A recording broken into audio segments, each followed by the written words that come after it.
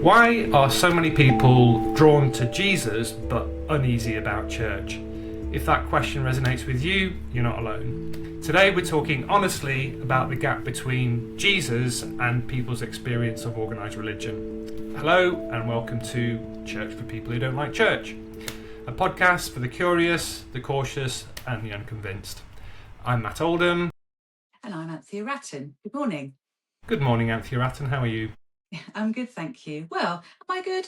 That's our standard answer, isn't it? I'm all right. It's towards the end of the week and probably a bit tired. Looking forward to my weekend. Spring is in the air, Anthea. Definitely. Beautiful day. And just to start us off, anything you don't like about church this week? Well, I've been thinking about this, and one thing I sometimes don't like about church is when I arrive or at the end and I feel awkward about who do I talk to. I kind of arrive and sort of freeze a bit. And you've been going there for how long? Oh, yes, many years. So it isn't something that's gone away. So just that awkward church feeling of not knowing who to talk to. Absolutely. Even though I might know many people, I still sometimes feel a bit like that. Are you introvert or extrovert? Well, I'm extrovert, so I enjoy being around a bunch of people, but I still can sometimes feel a bit frozen. Yeah, so that's why it must be like uber awkward like the first time you go. I think, thinking back to the first time I sort of went, and you're sort of conscious that people are looking at you thinking, who's he? Maybe that's just the thing. So. Yeah, I think it's really hard to walk into any new space, but particularly a church space, because everybody seems to know each other and they're all talking to each other and you don't. And like you say, you feel noticed and awkward. Not easy. So what we don't like about church this week is church awkwardness. Church awkwardness. There we go. Yeah. So, moving on, Anthea. So last Monday, bank holiday weekend, Easter weekend, on the Monday I was at a really nice drinks party with friends of ours, and I was speaking to one of the guys who was there. I've met him a few times before. He's a friend of a friend. Really great guy, not a churchgoer. And so the topic of conversation moved on to church at Easter. And he said, and he was quite impassioned when he said this, he goes, "Oh, I'd love to go somewhere just to pray, but I can't be bothered with all that church nonsense." And that's not sort of the first time I've sort of heard that, and it sort of suggested to me that he, like a number of people, sort of had an interest or a desire for knowledge or a connection with Jesus, but church just got in the way. So I thought we could discuss that today.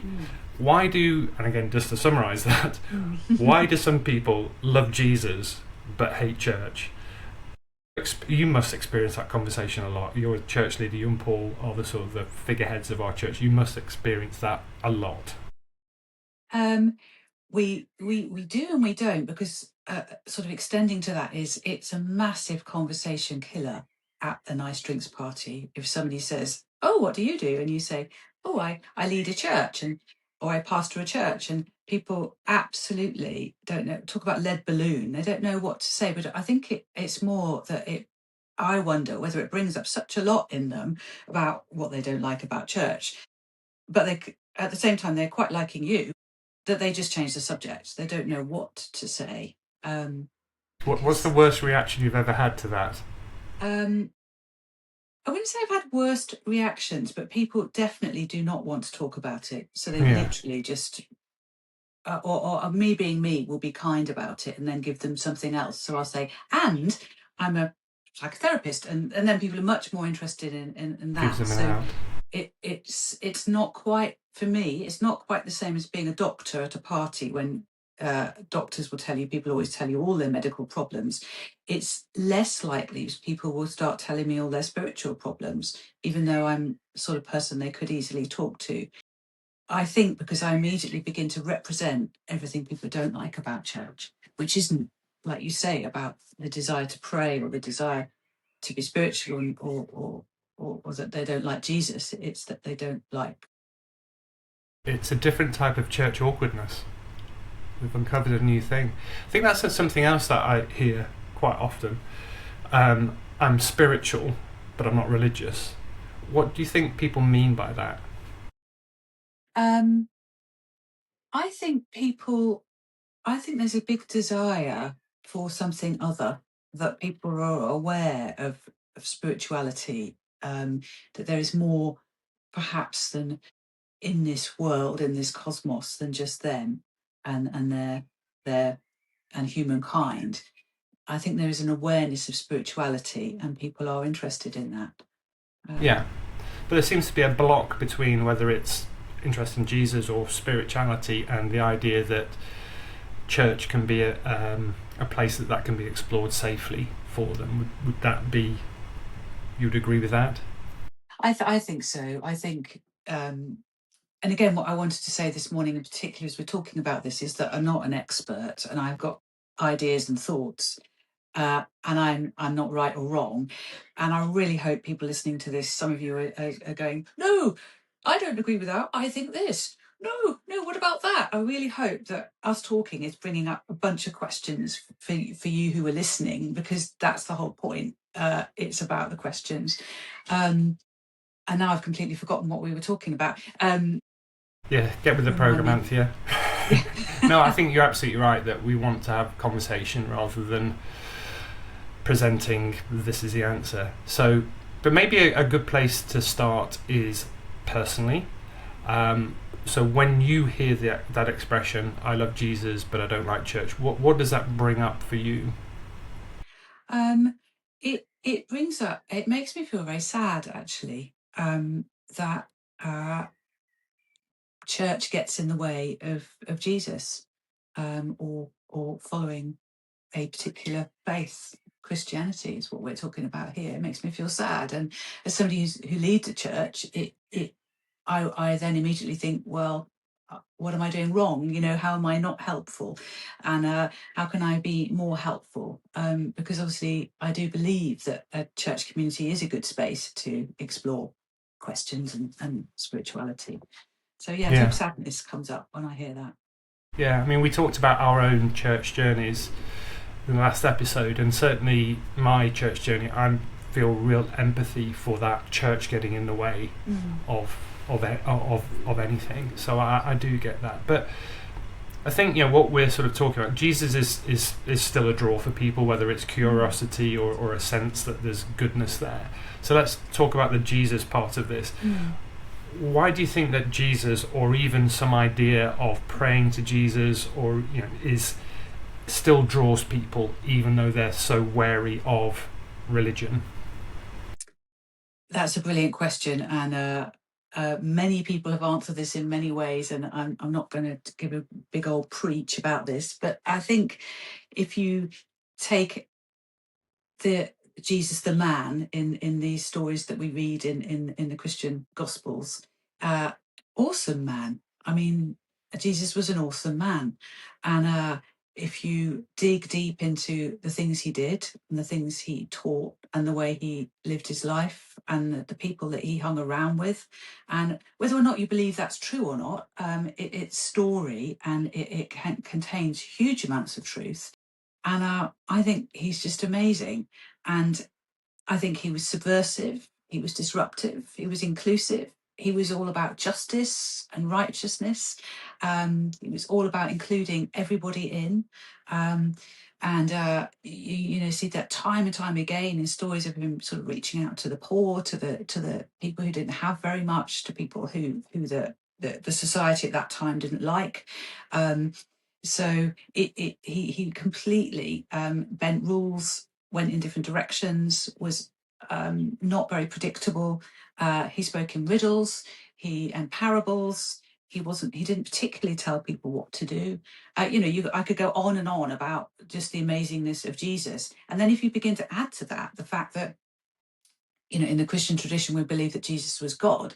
Hang on a minute, what's that? What are you talking about now? This idea of a Trinity God being three in one. Oh my goodness, now what are you talking about? This is crazy stuff, crazy idea. But it's sort of mystical, it's other. And it that then links into what we were saying earlier about sort of an idea of the spiritual and something else. And this captures that very well. So yeah, I mean, some of the biggest fans of Jesus were people like Gandhi, who walked very clearly in a different religion. people like the Dalai Lama would speak well of Jesus, I think our Muslim brothers and sisters would also accept Jesus as a prophet and admire Jesus' teaching. Yeah, there's an awful lot that would draw us to the person.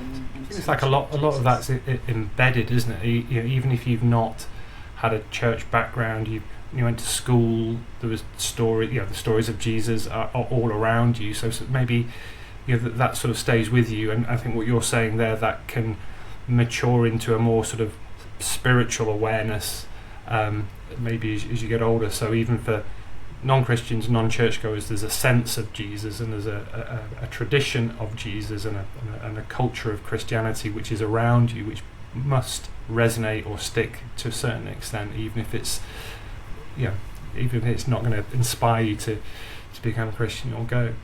And what of that spirituality then? I mean, that sort of less specific or named sense of something else. What is it that you think people are searching for with that? And again, I realise I'm speaking on behalf of people, but I think people are searching for peace and hope. They're searching for meaning, to make sense of things in their lives, in the world. We look across our world, and it a lot of it doesn't make a great deal of sense, and is actually quite disturbing and distressing. I think people are searching for more than just what's in them. Yeah, definitely. Okay, so let's look at the other side of the equation then. We've talked about Jesus or spirituality being a draw for people. Let's look at some of the reasons which are putting people off. I think we'll probably have to summarise this and maybe come back to these, but what do you think are the big blockers? Oh, wow. I mean, it's hard, isn't it? Without, I don't want to be sort of name calling other Christian people, but I do think if you say you're a part of a church or a Christian, it can bring up huge associations with things like prejudice, homophobia in particular, a sense of you're a do-gooder, you're going to look down on me, the history of abuse that sits in churches across all denominations and Protestant and Catholic. I think that sort of stuff. I mean, what do you think? What comes up for you? Yeah, I think all those. I mean, a lot of those things, like the idea of judgment, I think is a big one. People feel that it's about judgment, and that if you are a Christian, you feel you're better than people, and that irritates me, and I am. So I'm a Christian. I also think some of them are quite more mundane. We both talked about when we were growing up how boring church was. And I think for a lot of people, church seems to be this cold, boring place. Why would I do that on a Sunday? It's my free time, it's my weekend, and church seems to be, boring. But then, I also agree that there's a hell of a lot of damage that's been done through people's experiences. I'm constantly surprised that some people who I know who do go to church still go to church, having gone through what they've been through. So, which I think is a shame. I also think one of the things that I've experienced is that it's less about a bad experience of church. It's like no experience of church. You've just never been. It's just not in your. It's just not in your viewpoint. Again, a good example of that is for many years I played for the River Church football team, River Santos, and there was just two of us who actually went to church, and we played. It's funny. We played in this church league. And we had a prayer at the beginning of the game. That was the only thing that was vaguely Christian. As soon as a whistle went, it was like any other football game I've played. It was like fists, everything. But the lads who played, they were really quite happy to be in a church team, quite proud of being in a church team. But the gap between that, the chasm between playing for a church team and going to church was just massive. And it was, tried to encourage it was just too big because it just didn't even think. There was no connection that they made between a church football team and church. So I mean, I think that's the thing. It's just no experience, and certainly no positive experience of it, or reason to go, I think is a reason. Yeah, I absolutely agree. I think we're probably the last of a generation of people who grew up where church was kind of normal to go to, like Sunday school, even if your parents didn't, was something that kids got sent along to, and it wasn't unusual to be a church goer and grow up in that. Whereas now, that I think that isn't the case. So I think that people younger than us is just not the norm. And also, we were reflecting earlier that I think those of us who have got a much deeper awareness of where church can go wrong have perhaps brought our children up slightly differently, so that I didn't really have a choice. And we were talking about this last week, neither did you, about going to church till I was about 15, 16. Whereas we haven't done that with our children, which is a good thing, because it means they've got their own minds and their own thoughts. But it also means they're not habituated into going to church. So it becomes harder for them to sort of, that to be part of their routine in a week, if you like. And yeah, I agree think with that's that. a good thing and a problematic thing potentially. So yeah, and I think that's where we talked before about like a chasm. I think if you haven't been brought up being dragged to church like I was, if you then go to church and church hasn't really changed that much in format, it just seems to be alien that you would sit still, sing a bit, listen to a guy speak for 20 minutes, go home, because you haven't had the tradition of going to that. I think that would probably feel quite weird. I think so, yeah. So I think it would be worth us coming back and exploring some of these. I think that judgment thing, I think I'd love to sort of have a deeper conversation about why on earth would Christians, why is judgment and Christianity associated together? I think that would be a good one for us to unpack. And but just in terms of reimagining church, if we're honest and we sort of put our hands up and say, yeah, there are lots of things that put people off church, what might a healthier vision of church look like? Well, again, that's a massive question, and one which people have been exploring since ever churches began, which is why there are so many different denominations.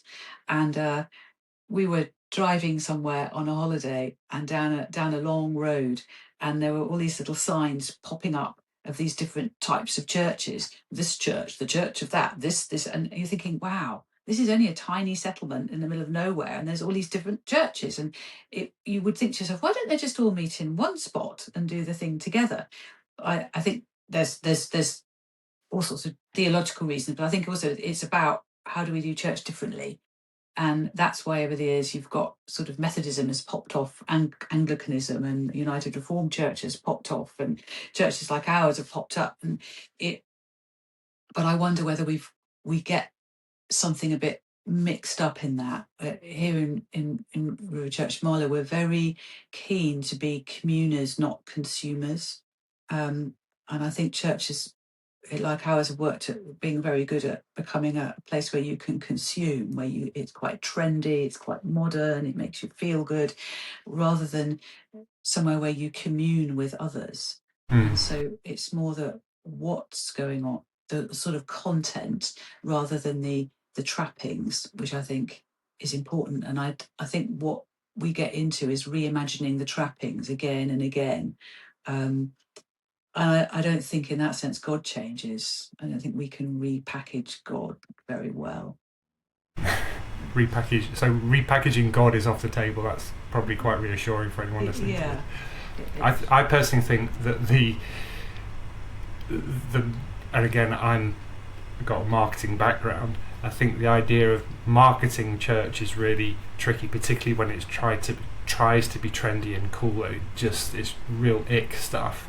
And certainly my children would run a mile from anything which was sort of positioned too much as let's make it cool and trendy, because I think ultimately, going back to what we talked about at the beginning, there's something fundamentally awkward about church because of its personal nature, and you can only really sort of fully dive in if you allow some vulnerability.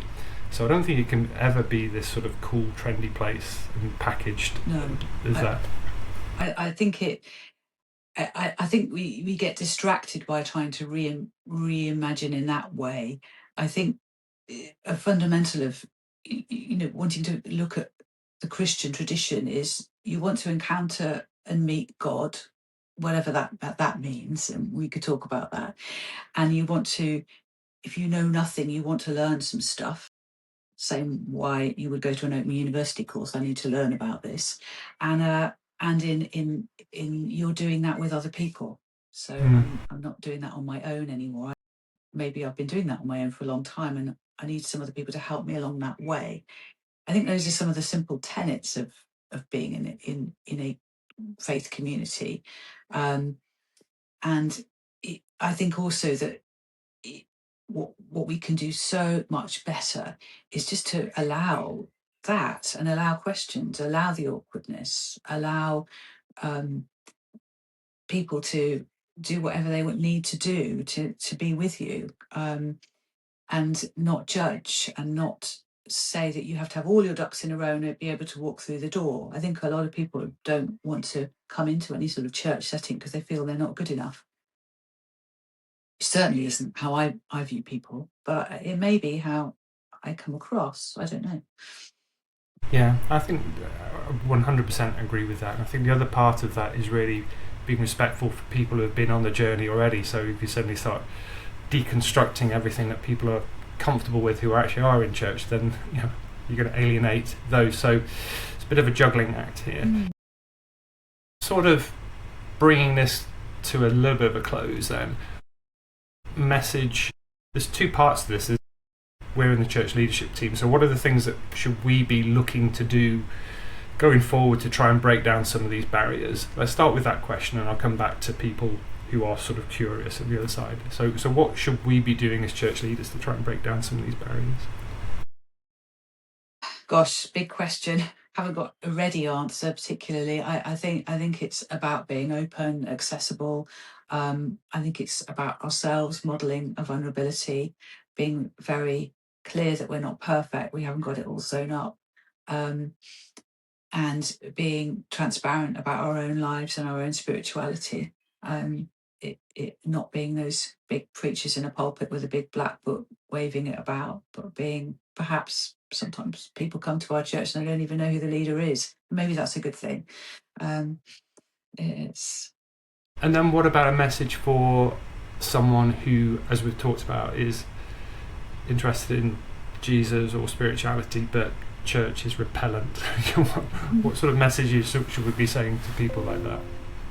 I mean, obviously I do love church and I love being part of a faith community most of the time. I don't always love it, but then, anything. I think if you're part of a running club, perhaps you don't always love being in that and you don't always agree with everything they've done or the route they took that week, but you go back because mostly it is something you enjoy. You're a runner.